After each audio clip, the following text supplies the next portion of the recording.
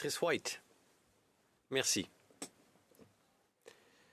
En tant que fière sénatrice issue des Premières Nations, je prends la parole aujourd'hui en réponse au discours du trône.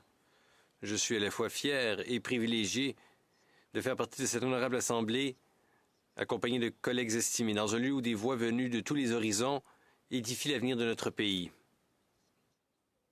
Mais lors du discours du trône, lorsque j'ai regardé la salle et que j'ai vu tant de dirigeants autochtones présents, parés de leurs vêtements et de leurs costumes traditionnels, qui se tenaient debout, fiers de leur culture et de leur identité, la fierté que j'ai ressentie a atteint un niveau inédit. Leur présence était plus que symbolique, elle était puissante. C'est un moment dans lequel nous avons affirmé notre présence, notre résilience et notre place légitime au sein de cette nation.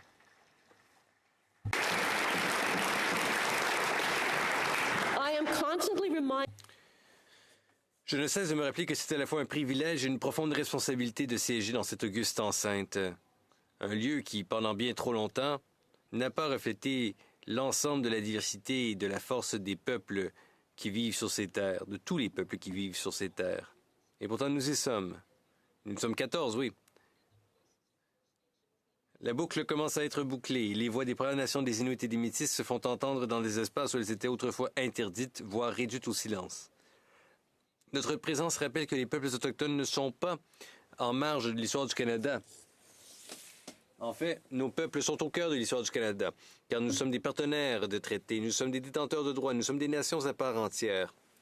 Malgré les tentatives d'expulsion, nous sommes encore là, debout, fiers, sur cette terre dont nous avons été les intendants depuis des millénaires. Il est alors impératif que les peuples autochtones, à titre de détenteurs de droits et en tant que nation distincte, soient présentes lors du discours du trône. Ces cérémonies ne sont pas que de simples formalités historiques. Il s'agit d'obligations constitutionnelles qui requièrent que nous réaffirmions les relations à la base même de ce pays. Les traités signés ne sont pas des événements ponctuels vivant dans le passé, ce sont des accords qui vivent encore à ce jour, fondés sur le respect mutuel et le dialogue continu. Certains traités entre la Couronne et les nations autochtones ont été conclus à partir de 1701. Et ils sont souvent qualifiés comme étant des traités historiques, c'est le terme familier, mais cela ne signifie pas pour autant qu'ils ne peuvent pas être historicisés ou qu'il s'agit d'un document ancien qui, d'une manière ou d'une autre, a moins d'impact sur les peuples autochtones d'aujourd'hui. Les traités représentent des engagements continus et des garanties sans équivoque de droits à la terre et à d'autres avantages pour les peuples autochtones. Il s'agit d'accords encore actifs qui s'inscrivent dans la continuité et qui doivent être respectés en permanence. En outre, les traités représentent des relations respectueuses avec les peuples autochtones que le Canada doit réaffirmer à l'ouverture de chaque législature par l'entremise du discours du trône. Conséquemment, la présence des peuples autochtones dans cette enceinte, lorsque il y a discours du trône, n'est pas seulement cérémoniale. Elle est constitutionnelle, cette présence. Cette présence rappelle que le Canada n'a pas été construit isolément, mais plutôt en partenariat avec les peuples premiers, les premiers peuples plutôt, et que ce partenariat exige la reconnaissance, l'inclusion et l'expression au plus haut niveau de la gouvernance. Nous reconnaissons que cette réponse est délivrée depuis les terres de nos ancêtres, des terres qui ont permis à nos nations de survivre pendant des millénaires. Le discours du trône et les propos que je tiens aujourd'hui se font sur le territoire non cédé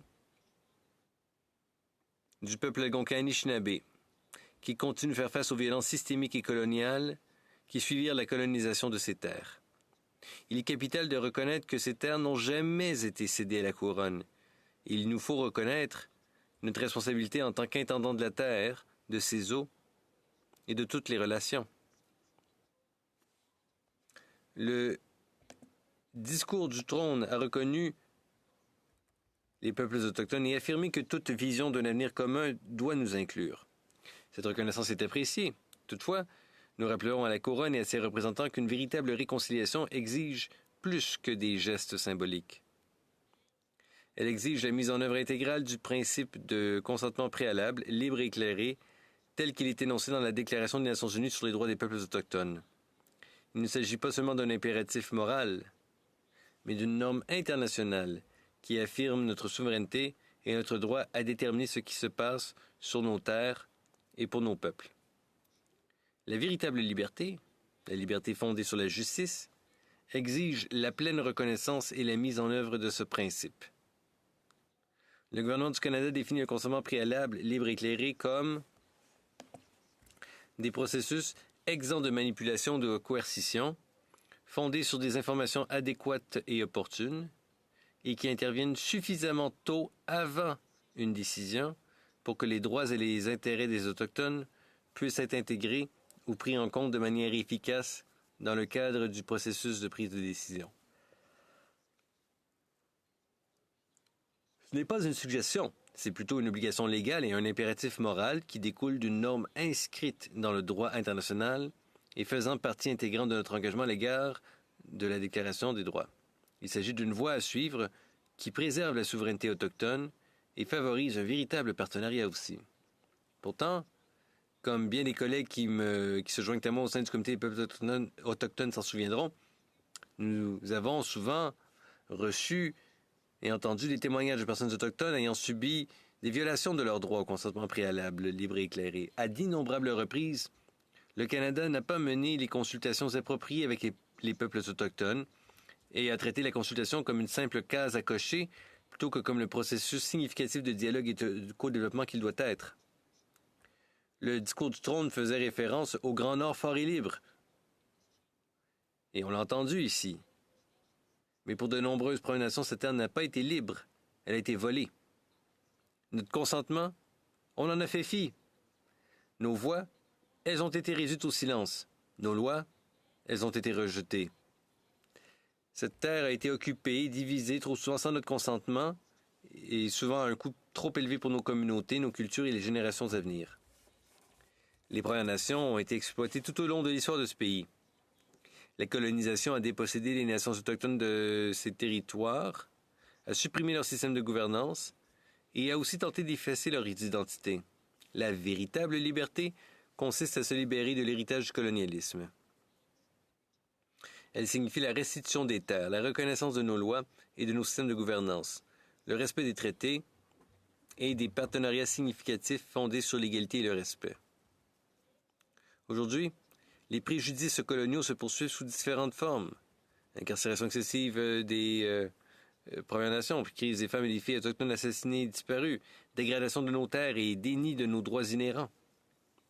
En cette nouvelle ère de patriotisme, d'affirmation de la souveraineté du Canada et de discussion sur l'édification de la nation, il ne faut pas que nous oublions que les ténèbres de notre passé s'infiltrent dans le présent. Il nous faut rester fermes. Il nous faut rester lucides dans notre engagement en faveur d'une réconciliation véritable et significative.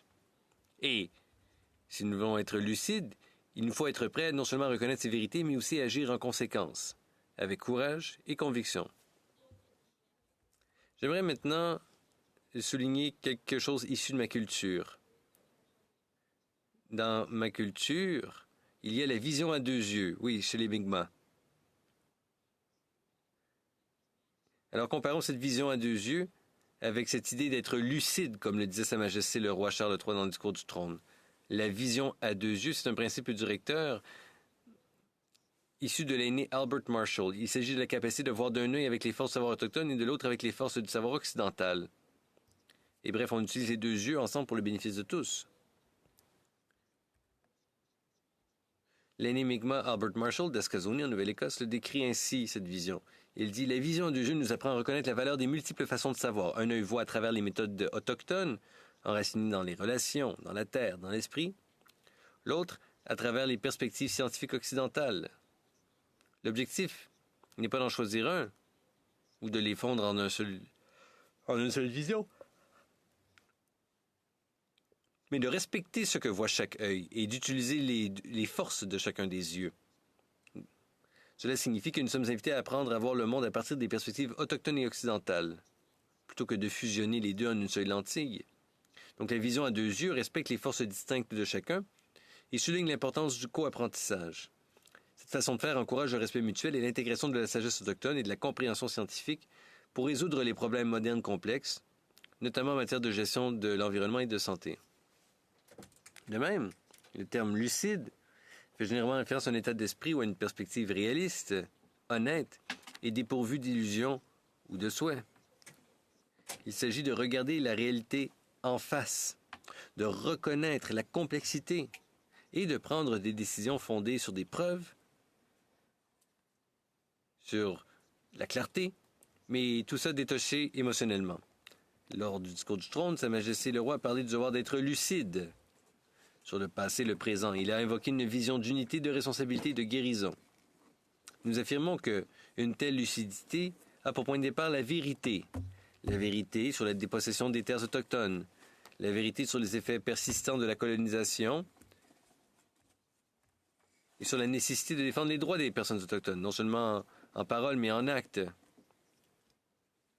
En d'autres mots, il faut aller au-delà des histoires romancées pour voir l'histoire telle qu'elle était vraiment. Malgré tous ces défis et contradictions, c'est un appel à la reconnaissance de vérité difficile, à l'action responsable, notamment en ce qui concerne le patrimoine, l'environnement et la justice sociale.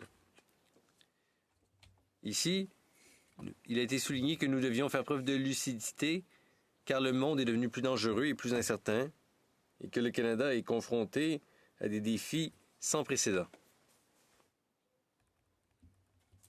Dans un monde marqué par la complexité et la prise en compte de l'histoire, l'appel à aborder toute question avec clarté et humilité n'a jamais été aussi crucial.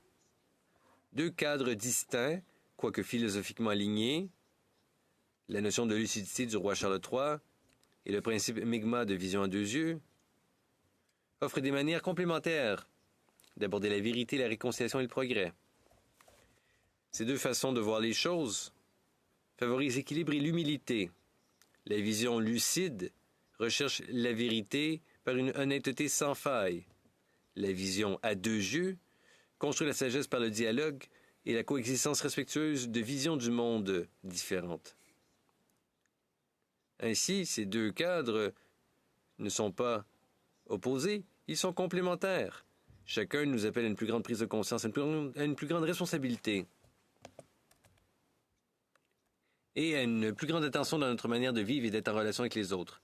Si nous voulons aller de l'avant ensemble, en tant que nation, pas en tant que sujet, nous devons en effet, c'est vrai, faire preuve de lucidité. Nous devons voir le passé pour ce qu'il était, le présent pour ce qu'il est et l'avenir pour ce qu'il peut être. Pour ce faire, la couronne et tous les ordres de gouvernement devront faire preuve de courage pour transcender la simple reconnaissance et parvenir à une justice fondée sur nos obligations. Le discours du trône, c'est l'occasion de fixer un cap, d'énoncer les priorités du gouvernement. Que ce discours ne soit pas une nouvelle occasion manquée, qu'il représente le début d'un nouveau chapitre, un chapitre honorant enfin les traités, les compétences autochtones, un chapitre qui embrasse un avenir véritablement partagé, construit non pas sur les fondations de l'Empire, mais sur les principes du partenariat de la paix et de la résurgence autochtone. Honorable sénateur, la réconciliation ne peut être bâtie que sur des bonnes intentions. Elle se construit sur des actions rétablissant l'équilibre, honorant les traités, restituant les terres et respectant la compétence des peuples autochtones. La réconciliation se construit en reconnaissant que les Premières Nations ne sont pas que des parties prenantes. Les Premières Nations sont détentrices de droits. Elles sont des nations. La couronne, par notre intermédiaire, a la responsabilité de défendre cette vérité. L'avenir que nous envisageons, l'avenir partagé, n'est pas un avenir dans lequel nous sommes assimilés ou gérés. C'est plutôt un avenir où nous sommes tous égaux. Les nations autochtones et l'État canadien, qui marchent côte à côte, chacun avec ses lois, cultures et responsabilités lui étant propres. Être vu, même être entendu aujourd'hui, n'est pas suffisant.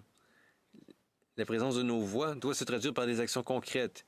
Nous devons veiller à ce que la substance même de la réconciliation corresponde à la cérémonie, que les mots précèdent l'action, que les reconnaissances précèdent la responsabilisation. Que ce discours ne soit pas un nouveau chapitre empli de paroles, mais sans changement. Entamons une nouvelle ère fondée sur le respect, la responsabilité et la conviction commune que la justice pour les Premières Nations représente la justice pour tous et toutes. Alors, on se parle, le Parlement établit ses priorités pour la session à venir. Faisons alors preuve de lucidité et de vision à deux yeux pour faire progresser la justice, l'équité et l'autodétermination des communautés autochtones, qu'il s'agisse de politique en matière de logement, d'eau potable, d'éducation, ou qu'il s'agisse d'une véritable mise en œuvre de la DNUDPA, nous avons du pain sur la planche. Alors, Relevons la tête et retroussons nos manches pour accomplir cette tâche avec courage et humilité.